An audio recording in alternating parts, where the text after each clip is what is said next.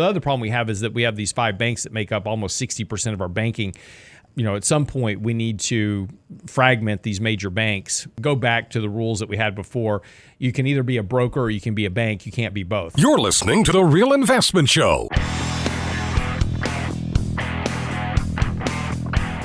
So on Wednesday, the CEOs of major banks all congregated in front of Congress to push back on new rules. This is a proposed set of regulations which are aimed at raising the capital requirements for the major banks. Now, of course, the CEO of Chase, Jamie Dimon, JPMorgan Chase, came out, was like, oh, this is terrible. This is going to make everything more expensive for Americans, and it makes it harder on banks. But I'm not so sure I agree with Mr. Dimon, because Mr. Dimon's obviously protecting his best interest. But, if we didn't have a situation, and Mike, I'm not just asking you this question, but, what Jamie Dimon says is that the rules would have a predictable and harmful outcome to the economy, markets, businesses of all sizes, and American households. Now, all we're asking pretty much is that they hold more capital. And I would agree with Jamie that maybe this rule would be harmful for Americans if that every time we had an economic downturn, we didn't have to go bail out the banks. We had to bail out the banks during the financial crisis. Everybody says, okay, well, that'll never happen again. Then we had to bail them out again in March 2020. And then we had to bail them out again in March of last year. So maybe if banks were required to hold capital, higher capital levels, we wouldn't have to bail them out every time we had a financial downturn in the economy. It's just one of those things that has been a continued problem. The other problem we have is that we have these 5 banks that make up almost 60% of our banking. At some point, we need to fragment these major banks, go back to the rules that we had before. You can either be a broker or you can be a bank. You can't be both. And, once we allowed banks to become investment bankers again, we allowed we removed that barrier, that separation between brokerage firms and banks. Then we had the financial crisis. We've had, repeated, crashes in the economy, the dot-com crash, et cetera. So, maybe it's time to go back to making banks just do banking. I know it's not as profitable, but if you can choose to be a bank or you can choose to be a brokerage firm, but you can't be both. Look, at the end of the day, we collectively, really, the Fed and the government have made a decision to bail out banks. And it's not just Jamie Dimon and the big banks getting bailed out. It's all banks. The Fed is always running programs, not always, but a lot of time they're running programs that allow the banks to do things that they couldn't do otherwise. Like right now, back in March, when we had a couple of those big banks going down, they introduced the FP. I was going to say D. Bank term funding program. Yeah. Right. Otherwise known as buy the dip program. But what that prevented was a lot of bankruptcies among banks. And I think we have to make a decision. Do we want to basically bring all banks under the arm of the government, or do we want to let them be free market entities? And if we're going to let them be free market entities, which I would argue they should be, when they go under, they go under. They don't get bailed out. Maybe they get bailed out and the depositors get bailed out, but the executives don't get bailed out. The shareholders, the bondholders should lose everything. Right. And if you have that kind of system in place, they would hold enough capital. You wouldn't have to tell them to hold more capital. Right. Well, no, this goes back. This is specifically the argument that goes back to 2008 during the financial crisis. Okay, so if you're not aware, let's have a brief history lesson here, real quick. So from 1920 to 1929, the banks were loaning money to the retail mom and pop to invest in the IPOs that the banks were putting out into the market. Of course, this is during the massive run up in the markets during that period. Of course, 1929, we talk about the Great Crash. After the crash, markets declined by 85% on the Dow. In 1933, we formed the Securities and Exchange Commission in response to this major crash of Wall Street. And then in 1934, we fund all of the people to run the Securities and Exchange Commission. part of all that structure was to ensure that those type of activities never happened again, where the banks were on both sides of the transactions that led to this devastation of the average American. And so we said, okay, at that point, you can be a bank or you can be a broker, but you can't be both. And we kept that separation in place until the late 90s. In the late 90s, under the Clinton administration, we removed that barrier because the banks were all whining that in the 90s, brokerage firms were making money hand over fist, but all banks could do was give you free checking, right? So, that's all they could do. And so they were whining about how much money they were losing. It was unfair and blah, blah, blah. And the Clinton administration said, okay, fine, we'll remove the barrier. You can go back into the game. And it was just a couple of years later that we blew up long-term capital management. Then we had the Enron crisis and then, basically the dot-com crash in 2000. And then we, kept going. And of course, we had the financial crisis in 2008. Now, the reason for the history lesson is that as we go through each one of these crises, these major banks that we keep bailing out become larger and larger shares of the global banking or the domestic banking system. Today, again, 5 banks used to make up about 20% of the banking system. Now it's 60. Now, I'm not saying that that's bad or that's wrong or anything else, but it certainly puts a lot of power and control centralized into 5 banks. And they become what they call these systemic banks. We've got to have, they're systemically important banks, right? We've got to have them. And they can't fail. And now we've put ourselves in a position that we have to bail these banks out because if they fail, it'll devastate the economy. But like Mike said, though, back in 2008, what we should have done is allow JPMorgan and Goldman and these firms to go bankrupt. What would have happened? Yes, it would have been hard on the economy for a couple of years, but the depositors would have been shelved out to regional banks all around the country. They would have gotten a larger share. So if you were in Washington, the state of Washington, and you were with JPMorgan at the time, then your assets would go to some regional bank in that quadrant of the country. If you're in Florida, happen there. So you diversify the banking system. The depositors are fine. Like Mike said, we make sure the depositors are okay. Hey, sorry, if you're invested in JPMorgan bonds or invested in JPMorgan stock, you're going to lose all your money, just like happened with Lehman. But yeah, things kind of suck for a year or so, but then we get back into a much more healthier financial system as we move forward. But again, we haven't made that decision to do that. We haven't allowed that to happen. Now we're in this problem where now the banks are dictating regulations to the government. Come back after the break. We'll wrap this up, and we'll talk about his comments on Bitcoin as well, considering what's been going on with Bitcoin lately. We'll talk about that next. Don't go away. The Real Investment Show.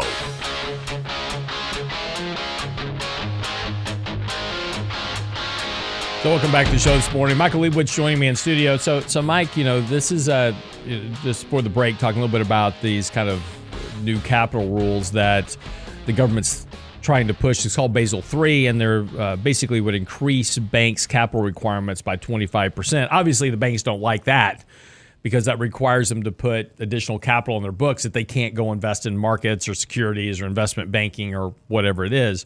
So they certainly don't like it. But is it really that bad of a thing? And or is there another reason why the government's talking about doing this?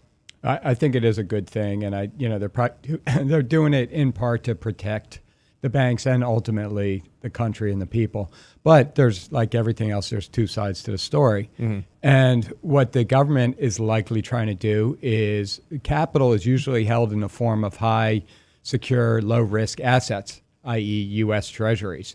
So if they can raise capital requirements, they can essentially make banks hold more U.S. Treasuries and help fund our debt that keeps going up and up and up. Right. And we've seen the government do that a lot with various capital rules, reserve regulations. They make it advantageous to hold U.S. Treasuries as capital versus other type of assets. And in changing how much that capital counts versus their capital requirements, that they can really push the banks to basically force their investments into U.S. Treasuries and fund this monster of a debt that we have. So there's both sides to the argument. I don't think Jamie Dimon will ever come out and say that's why they're doing it. So keep that in mind as you think about this story. Well, and just one other thing, though, too, is that, here's the question to ask, right? okay, JPMorgan, Goldman Sachs, et cetera, those are massive firms. And obviously during the most recent turmoil in the banking system we had back in March, they weren't affected, but we had a lot of, concerns with pretty big banks. I mean, Silicon Valley Bank was a $200 billion bank. Republic Bank was very large. Would a higher level of capital requirement for those banks, had that been in place at the time, would it have kept those banks from getting in trouble? No, but what got those banks in trouble were some silly rules they put in place in 2008 to keep the banks out of trouble. Basically, in 2008, they told all banks that if you plan on holding a bond to maturity or a loan to maturity, you never have to write down the price of the bond. So, like we've seen recently, the price of bonds don't just sit at par. They go up, they go down. And in some cases, there were bonds that were 30, 40, 50 cents on the dollar. Fortunately, the banks did not have to report that they had bonds that were 50 cents on the dollar because those losses would have put them out of business. And even today, a lot of banks would be under if they had to report the value of those. But what did happen was they didn't hedge it. Why hedge it if the price isn't moving up or down? Some banks didn't hedge it, especially smaller regional banks. And sure enough, deposits start leaving the banks. The banks have to sell those assets and recognize the 50-cent loss on a bond, and it puts them out of business.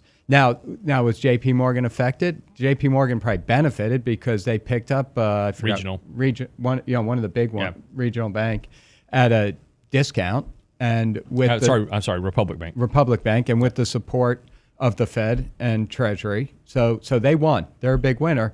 But had nothing happened, it probably would have spiraled and it would have hurt JPMorgan because they do have exposure to those big banks, and they have a similar problem. They're probably much better about hedging some of that risk, but eventually, the banking system is like dominoes, and eventually it's going to catch up with the big boys. Just takes a little time.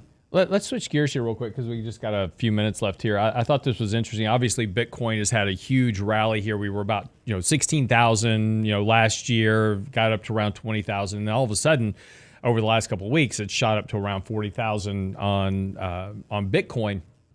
And of course, this has really gotten the media's attention now, and all of a sudden, we're now getting, for a while there, we had talked about here on the show is like, what happened to all the laser eyes on Twitter? Because there was everybody on Twitter had laser eyes about Bitcoin. They all disappeared with the crash. Not surprising. And now they're back. And we're now having people come back, now it's 100,000, by the end of next year on Bitcoin. You got to get in now. And so I thought it was interesting because this always kind of happens is every time Bitcoin shows a little bit of life that, you get the whole kind of speculative Reddit crowd comes back out for, chasing Bitcoin. I thought this was interesting because Jamie Dimon yesterday talked about Bitcoin in particular, saying that I've always been deeply opposed. This is his quote, not mine. I've always been deeply opposed to crypto, Bitcoin, etc. The only true use for it is for criminals, drug traffickers, money laundering, and tax avoidance. If I was the government, I'd close it down. Now, this is obviously going to fire up a lot of Bitcoin people, but I just, I thought it was interesting because, again, this was, from him in particular, because he went through a phase there for a while that he was open to having Bitcoin actually trade, through JPMorgan. You could buy or sell it through accounts, and now he's come back out and made this other point. Now, there's some credibility to his point. I mean, look what's going on with Sam Bankman-Fried, with FTX. We have money laundering going on with Binance. So, there's certainly a case that, his statement is not untrue. There's been a lot of fraud, money laundering, criminal activities that has occurred with Bitcoin, and it's still trying to find its footing in the world of what it is. And there's really not an application yet for Bitcoin to any great degree. I mean, again, if you want to use, it's great to own Bitcoin, but if you want to use it, you've got to convert it back to dollars to buy stuff with. There were a few attempts where people say, hey, you could buy a car with Bitcoin or whatever, but it's so volatile that they had to back out of it. Again, I can't sell a car today, and then the value of what I receive for the car today is worth 20% less tomorrow. That's just not viable for a manufacturer or for a producer. So, it's Bitcoin certainly has its challenges, but, I just wanted to get your view on Jamie's remarks yesterday and what you thought. So first of all, there's been a lot of fraud with U.S. dollars as well. Well, of course. A lot more than Bitcoin. Yeah. But look, if you're Jamie Dimon, what is Bitcoin? It's an alternative to the banking system. Yeah. So Jamie Dimon is like, no, we shouldn't have Bitcoin. That's an alternative to me making money, to me ruling the banking world. So of course he's going to come out, and he's been against it in the past too. But they are big investors in blockchain. And, there is a difference between, subtle difference, but a difference between blockchain and Bitcoin and cryptocurrencies. So his remarks don't surprise me at all. And I guess, if anything, it strengthens the case to own Bitcoin or a cryptocurrency, because that's exactly what it is. It's something outside of the banking system, which is a hedge, an alternative. I personally don't own any cryptocurrency, but hearing remarks like that, maybe I should. Well, again, I own, so, just full disclosure, I own some, and I've owned it since 2018. I started out, I just bought some as a test because I wanted to learn how the market works. And this is how you learn to invest, is you buy something and watch it go up and down and what affects it. So I bought some in 2018 and still own it. I was going to sell it, and then I just forgot about it, honestly. Did you remember your code? Yeah, no, I didn't. Key. Actually, I did not. I actually had to go through a whole rigmarole to get my key back. But anyway, it's interesting, from the standpoint, the problem, for me as an investor. So, people ask us, like, why don't you recommend Bitcoin to your clients? I don't, because there's no fundamentals behind the currency, right? There's nothing that supports it. It is the ultimate fiat currency. When people talk about the dollar, say, "Oh, the dollar's fiat." Well, it just means that we can print it, and there's no reserve sitting behind it, right? It's not tied to gold, or it's not tied to, oil or whatever. But the U.S. government has a lot of assets: land, buildings, oil reserves, et cetera. There's a lot of assets behind the U.S. that does back up the full faith and credit of the currency. There's nothing sitting behind Bitcoin except the function of Mike owns some and I own some, and we want to trade, and we're going to set a price at which we trade something. So from a speculative asset, it's great. The one thing that needs to happen to make a recommendation to clients to own it is that it needs to be tied to something ultimately. We need to see an adoption of the blockchain technology, which Mike was talking about. The thing that Jamie Dimon should fear is not Bitcoin, it's the blockchain technology. So, and all of a sudden, Mike and I can do a real estate transaction via blockchain. We don't need banks anymore.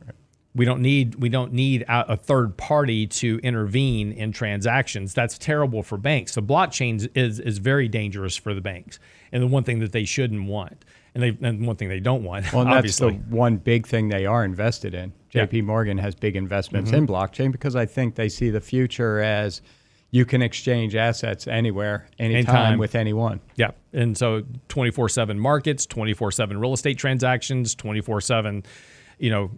Transactions of buying and selling stuff from goods and services. It's a game changer, and the question will be, who ultimately dominates that. And obviously, at the end of the day, JPMorgan would want in that environment. JPMorgan would want to have their own cryptocurrency of whatever it is. So we'll see what happens. But it's interesting that we continue to see pushback. And you don't see these articles until you see a big spike in Bitcoin. Right. I haven't seen a cryptocurrency article in probably 2 years. Or laser eyes. Yeah, and laser eyes. All gone. And now they're all back. Right. So look, like I said earlier today, Bitcoin's had a great run here over the last month. It's very overbought. You're in 3 standard deviations above moving averages. So if you're long, it's a great time to take some profits. You'll probably get an opportunity to buy Bitcoin back at between 30 and 35,000. Just give it some time to work off some of the overbought conditions. And we'll see what happens. I mean, again, I own it. I don't plan on selling it. And maybe in 10 years, we'll see where we are. There you go. Mike, thanks so much for coming in today. Yep, great to be here. What time's your plane leave? Not soon enough. All right, we'll be back tomorrow, of course, for the next Real Investment Show with Danny Ratliff, Richard Rosso here on Friday for Financial Fitness Friday. And, of course, get by the website, realinvestmentadvice.com. Send us your questions, comments, emails, whatever you need to have. More than happy to help you with it. realinvestmentadvice.com. Have a great day.